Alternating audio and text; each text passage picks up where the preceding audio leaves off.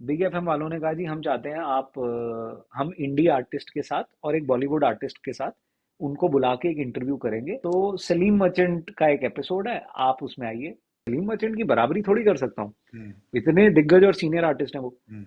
तो उनके साथ बैठा, उन्होंने मेरा गाना सुना। कहते हैं यार तेरे गाने में ना एक बड़ी इंटरेस्टिंग बात है। मेरी बुआ की डॉटर है, वो सिंगिंग की क्लासेस देती थी। और मेरे को ये बात दिल्ली आने के बाद पता चली कि मैं ठीक ठाक गाता हूँ। 37 साल का हो रहा हूँ, मैं म्यूजिक डायरेक्टर बनता हूँ। तो मैंने एक म्यूजिक प्रोडक्शन का कोर्स ज्वाइन कर लिया। कोविड के दिन चल रहे थे, कोई हम्म। कहीं जा नहीं सकता था। उन्होंने वो अपना इंस्टीट्यूट सिर्फ एक मेरे लिए खोल दिया। तो मैं अपने टीचर से बार बार पूछता था कि म्यूजिक में पैसा कैसे कमाना है, पैसा कैसे कमाना है। ना एक दिन चिढ़ के मेरे को ये बात बोल दी कि अरे यार, एक गाना निकाल के देख लो ना, सारी बात समझ आ जाएगी। हम्म। क्यों बार बार वही बात पूछते हो। हम्म। मैं घर आया बड़े बाई गॉड खराब मूड में। मैं कहा यार ये तो इसकी ऐसी की तैसी, अब तो गाना बनाएंगे ही। Let's talk. Let's talk.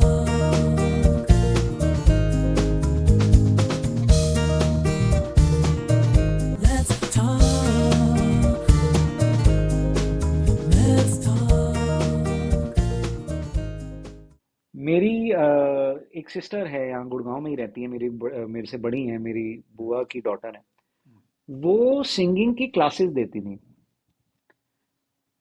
और मेरे को ये बात दिल्ली आने के बाद पता चली कि मैं ठीक ठाक गाता हूँ। हम्म। पूना में तो क्या होता था, बैंड में होते थे। वहां पे तो श्रीराम भैया, अतुल भैया, शिवेत पांडे, सब बड़े बड़े ये लोग पहले अपना ही हैं। पूजा लाल और हम्म। मानवी बिसारिया, ये तो हम्म। ऐसे दिग्गज सिंगर होते थे। मेरे को लगता था कि भैया हमारे तो बस का ही नहीं है गाना। हम्म। मेरे को पहली बारी कॉन्फिडेंस सिंगिंग में तब आया था जब एक अर्घा बैनर्जी करके हमारा सिंगर होता था। वो एक किसी रीजन की वजह से परफॉर्मेंस पे नहीं आया था। और हम सबको उसके गाने गाने पड़े थे बारी बारी।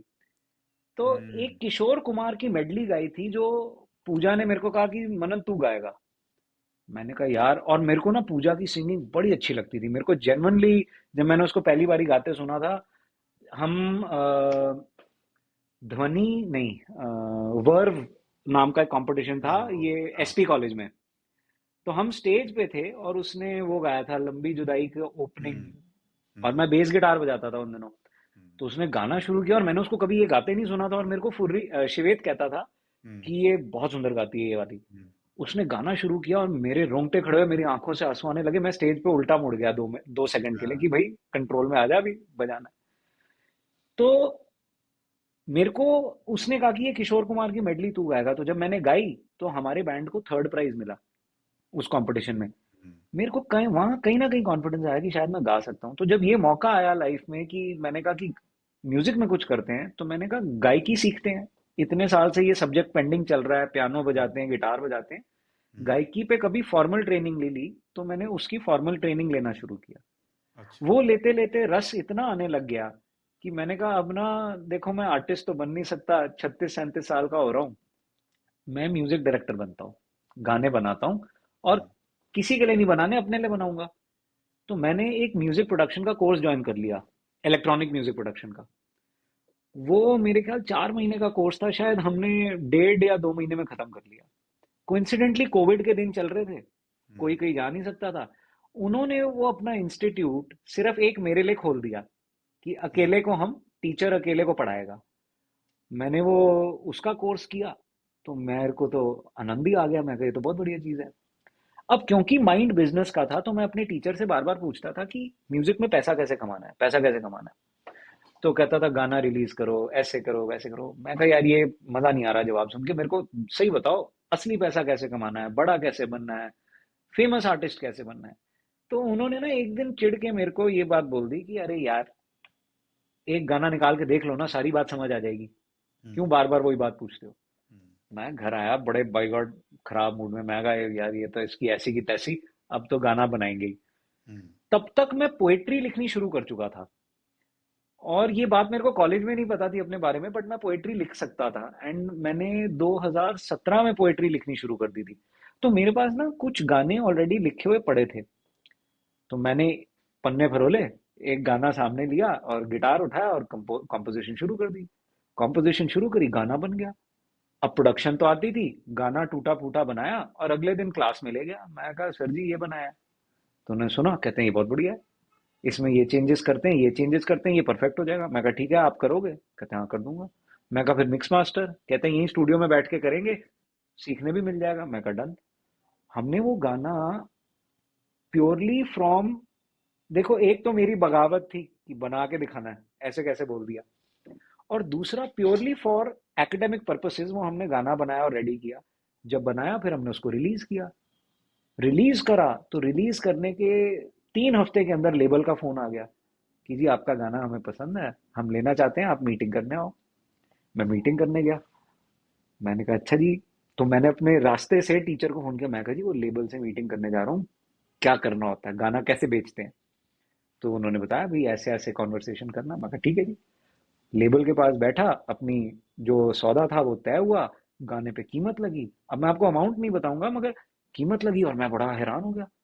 मैं कहा मैंने गाना बनाने में मेरे कुछ भी नहीं लगे, 5,000 रुपये लगे होंगे, शायद 10,000 रुपये लगे होंगे। मैं तो घर पे बैठ के खुद से बनाया है, लिरिक्स भी खुद लिखे हैं, कंपोजर भी मैं हूँ, सिंगर भी मैं हूँ, इंजीनियर भी मैं हूँ। मैं कहा यार ये तो बहुत बढ़िया बिजनेस है। हम्म, अब वो गाना जब उन्होंने लिया तो हम उसका वीडियो शूट करने गोवा गए। वो मेरे को लेकर गए, गोवा गए। तो वो हर कोई ऐसे ट्रीट करे जैसे पता नहीं कौन हूं मैं। हर कोई आर्टिस्ट आर्टिस्ट आर्टिस्ट आर्टिस्ट बोल के बात करे। उस समय तक मैंने अपने आप खुद को आर्टिस्ट बोलना शुरू नहीं किया था। हम्म, उस ट्रिप पे, उस शूट पे मैं इस बात पे बड़ा हैरान हुआ कि मैं आर्टिस्ट हूँ। जब ये बात सिंक इन हुई कि मैं आर्टिस्ट हूँ, आई थिंक मेरा असली चेंज वहां शुरू हुआ, वेर आई रियलाइज्ड कि हाँ मैं गाने लिख भी सकता हूँ, बना भी सकता हूँ और लोगों को पसंद भी आते हैं।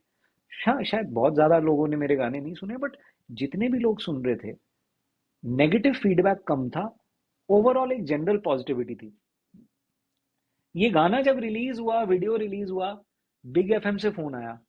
बिग एफएम वालों ने कहा जी हम चाहते हैं आप हम इंडी आर्टिस्ट के साथ और एक बॉलीवुड आर्टिस्ट के साथ उनको बुला के एक इंटरव्यू करेंगे, तो सलीम मर्चेंट का एक एपिसोड है, आप उसमें आइए। मैं कहा ठीक है जी, बहुत बढ़िया। और मैं कहूँ यार ये मन्नू भाऊ तेरे साथ हो क्या रहा है? वो क्या तूने है। एक गाना बनाया था ऊपर छत पे बैठ के तफरी हम्म, तफरी में, हम्म, तू सलीम मर्चेंट के साथ इंटरव्यू में आ रहा है। हम्म, अब छोटा सा स्पॉट था, ऐसा कोई मैं सलीम मर्चेंट की बराबरी थोड़ी कर सकता हूँ, हम्म, इतने दिग्गज और सीनियर आर्टिस्ट हैं वो। हम्म, तो उनके साथ बैठा, उन्होंने मेरा गाना सुना। कहते हैं यार तेरे गाने में ना एक बड़ी इंटरेस्टिंग बात है। मैं कहा हाँ जी। कहते हैं ये ना इतना मेलोडिकली सिंपल है कि लोग इसको गा पाएंगे। हम्म, मैंने कहा अच्छा। मैं कहा ये अच्छी बात बोल रहे हो, बुरी बात बोल रहे हो? हाँ, simple, is it a good word और अ बैड वर्ड? कहते हैं यार कॉम्प्लिकेटेड चीजें ना तो सब बना लेते हैं। कहते हैं बोल के मांग के सिंपल चीज बना पाना, आसान चीज बना पाना जो सबके लिए आसान हो, I think that is a tough job. ये वैलिडेशन जब यहाँ से मिली, लेबल की वैलिडेशन मिली, अपने टीचर की वैलिडेशन मिली, ये बिग एफएम वाले इंटरव्यू के थ्रू सलीम अर्जुन की, चलो मैंने उसको वैलिडेशन माना। सो जब ये वैलिडेशंस कॉन्स्टेंटली मिलने लग गई, इसी दौरान जो लेबल थे उनके साथ जब शूट से आते थे तो शाम को अपना खाना पीना, ड्रिंक्स वगैरह होती थी, क्रू ड्रिंक करता था, मैं ड्रिंक नहीं करता था, मैं तब तक अल्कोहल छोड़ चुका था। तो तब मैं गिटार पकड़ के गाने बजा देता था। तो मैंने और 2-4 गाने जो लिख रखे थे मैंने उनको वो भी सुनाए। सुनाए तो उन्होंने उसमें से 3 गाने और पसंद कर लिए कि अच्छा ये 3 भी आप बनाओ, हम लेंगे। फिर मैंने दूसरा गाना बनाया, वो भी उनको बेचा। फिर जब तीसरा गाना बनाया तो मैंने कहा यार मैं इनको क्यों बेच रहा हूँ, मैं बिजनेसमैन हूँ, मेरे पास पैसे भी जुड़े पड़े हैं, मैं ही पंगा लेता हूँ। फिर हम्म, वो गाना मैंने दिया नहीं, उस गाने की मार्केटिंग मैंने खुद करी। जब वो करके हटा तो फिर रियलाइज हुआ मार्केटिंग कैसे करते हैं। तब तक बॉलीवुड के एक बहुत सीनियर म्यूजिक प्रोड्यूसर के साथ मैं काम कर रहा था एक और गाने पे। ये वही गाना है जो अब आएगा, ये 2 साल हम्म, पुरानी बात बता रहा हूँ। उन्होंने मेरे को अपनी मैनेजमेंट से इंट्रोड्यूस करवाया, मैं उनका नाम नहीं लूंगा। हाँ, हाँ, आई थिंक गाना आ जाए फिर ही बताएंगे।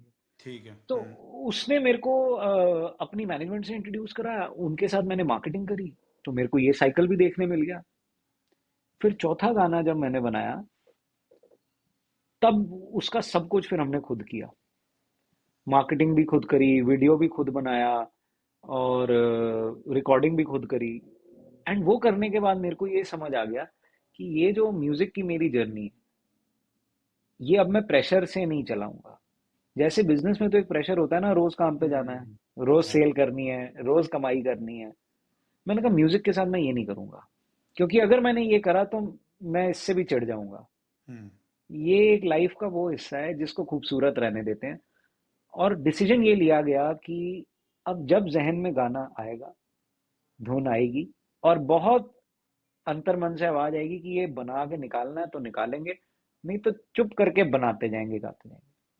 एक दिन मैं कोई धुन बजा रहा था, तो मेरा एक दोस्त है, म्यूजिक प्रोड्यूसर ही है, वो मेरे को कहता है, भाई आप इतनी बढ़िया ये ट्यून बजा रहे हो, आपने रिकॉर्डर क्यों नहीं ऑन किया हुआ? तो हम्म। मैंने कहा, यार देख, ऊपर वाला ना कई बारी कुछ म्यूजिक मेरे को सिर्फ मेरे लिए देता है, और वो इसलिए नहीं देता कि मैं उसको सुनूं और मैं बार बार सुनूं, वो सिर्फ इसलिए देता ताकि वो जिस मोमेंट में वो मैं बजा पा रहा हूँ या गुनगुना पा रहा हूँ, मैं उस मोमेंट को एंजॉय करूँ।